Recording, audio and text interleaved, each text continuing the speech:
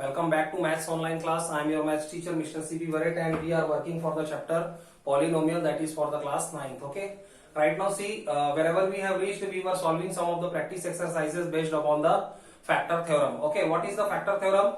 Factor theorem means nothing. We have to just find the value of x, and after that we are just equating the value of x in the given polynomial. And if we are getting the answer 0, so we can say that particular thing given to me, it is a factor of polynomial. Right now see, in the same categories, type is same, only the things are little changed. Find the value of k. If x minus 1, it is a factor of given polynomial. Read this particular thing, x minus 1, it is given to us that x minus 1, it is a factor of the polynomial. So we are knowing that first we will find the value of x. So x plus 1, sorry, x minus 1, it is a factor. So what is the value of x going to be here? 1. And what is given to me? Given that x minus 1 is a factor of polynomial. X minus 1 is a factor of px, that is given to us. And if x minus 1 is a factor of this px, so definitely p1 is equal to 0, that we are knowing. P1 is equal to 0. Right now see, what is the value of px? Px is equal to x square plus x plus k. After that, what is the P1 going to be here? What is the value of P1? P1 means we have to fill the value x. Wherever the x are coming, we have to fill the value 1. That is the value meaning of P1. So P1 is equal to 1 square. You can see I am filling the value again plus 1 plus k. Right now, what is this P1 value? This is going to be 0. Why? Because in the question itself, it is given to me that it is a factor, and if it is a factor, so definitely P1 should be equal to 0. So wherever P1 is coming, I can fill the value 0 right now, and then only I can identify the unknown value, that is the k. Right now see, when we are solving this, so we are getting 1 plus k. If you are solving it more, so you are getting 2 plus k. 2 plus k is equal to 0, or we can say the value of k is going to be minus 2. That is our answer. Very easy. What is the question? Find the value of k. Given to me x minus 1, it is a factor of polynomial. So from where x minus 1 should be equal to 0, we are getting the value of x as a 1. And after that, given that x minus 1, it is a factor of the polynomial, so definitely that p1, whatever we will calculate, it is going to be 0. So px given to me, p1, I can fill the value of x, and after that, wherever p1 is coming, we have to put 0. Then only we can identify what is the unknown value of k. That you can understand from here. Same thing I am going to do in the B question. See here. Again solution will be same. This is the common question for both. So again x minus 1 should be equal to 0. So a value of x, it is 1. Right now again given that, same thing I am going to write down, no change. Same thing, given that x minus 1 is a factor of polynomial px. It is a factor of px. And if it is a factor of px, so definitely that p1, whatever we will calculate, it should be equal to 0. Right now see, what is the px given to me? What is the value of the polynomial? That I can write down 2x square plus kx plus root 2. From here I am putting the value 1, because p1, because x minus 1 it is a factor. So p1 means wherever x is coming, I have to fill the value 1. No special, because we have done this particular process again so many times. That p1 value I have to put 0, that because it is given to me.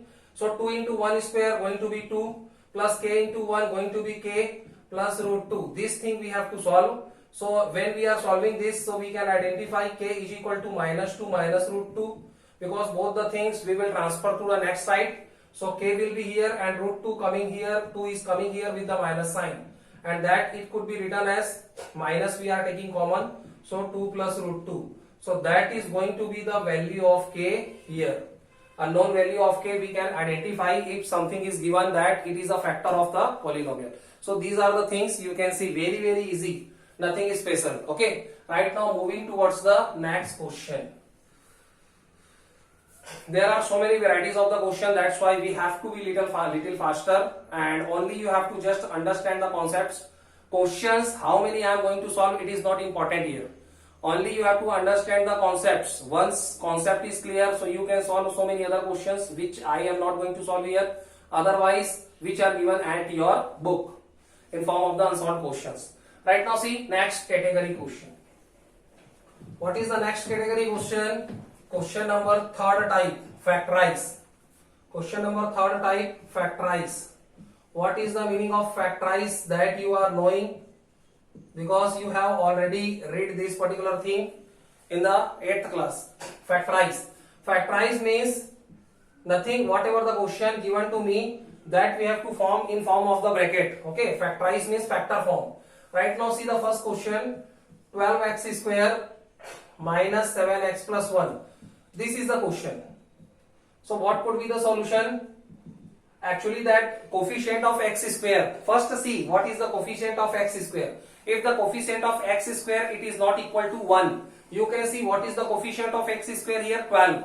So how we can identify the logic here? See here, we have to select the two number. We want two numbers. Look here.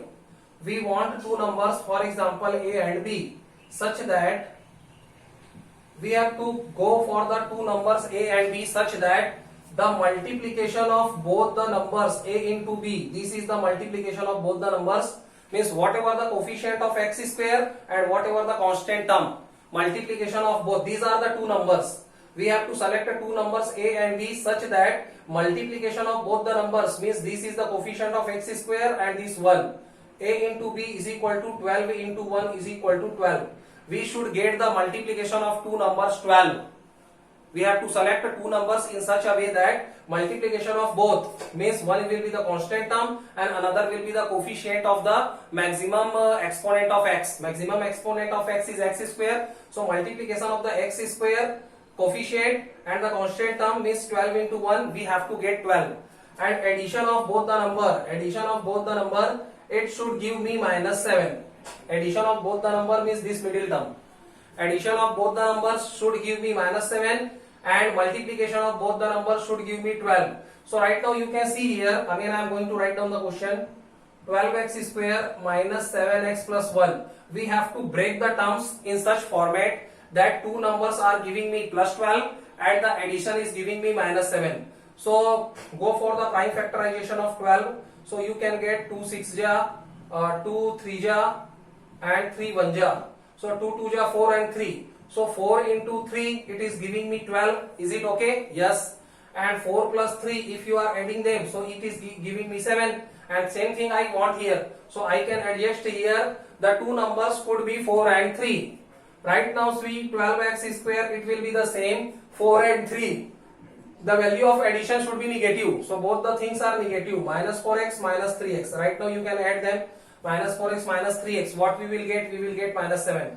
And if you multiply minus 4 and minus 3, so you will get the multiplication 12. So these are the numbers. Nothing else. Plus 1 plus 1. This particular middle term we have to split into the two terms. Okay. Right now see, these are the thing wherever we have to go for the common. These two terms we have to select and last two terms we have to select separately, and from both the terms we will take the common terms. Okay, we will take the common which are going to be common here. So you can see 4x and 12x square. So definitely that 4 will be the common and x is also common. So if 4x is common, so what is remained here? 3, because 4 3 are 12 and 1 x will be also remained here. Okay, that you can understand. If 4x is common, so here what is the remainder? Only 1. And here what is the common? You can say nothing is common, so at least minus 1 you can take common, and whatever the things which are coming under the bracket in the first term, same thing we have to write down. And after that we have to verify either it is same, minus 1 into 3x minus 3x, minus 1 into minus 1 plus 1. So it is the same. Right now it can be written as 3x minus 1 inside one bracket and 4x minus 1 inside the another bracket. So this is the factorized form of this particular question. Right now go for the second question B. Such kind of the questions, it requires some logic, some practice. So how much you are practicing it, you will get your things. Okay. Right now see the B question, 6x square plus 5x minus 6. See the question. Again very easy question. How? Solution. Two numbers A and B such that A into B, multiplication of both the number should give me minus 36. that I can write down 6 into minus 6 minus 36, and addition of both the number should give me plus 5. Right now think about the number.